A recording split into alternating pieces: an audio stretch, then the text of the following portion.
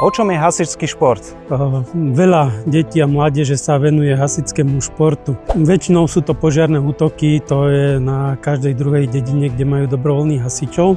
A potom sú ešte aj súťaže v 60-kách, stovkách vo výstupe na hasičskú väžu.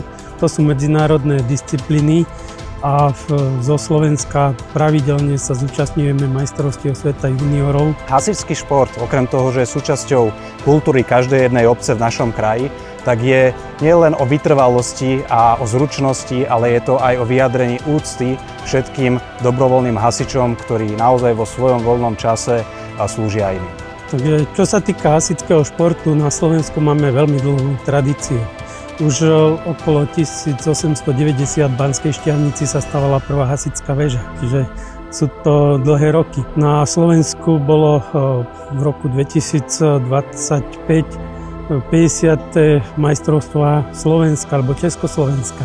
A zaujímavé na tom je to, že v roku 2025 bol hasičský šport prvýkrát zapísaný medzi športy na Slovensku.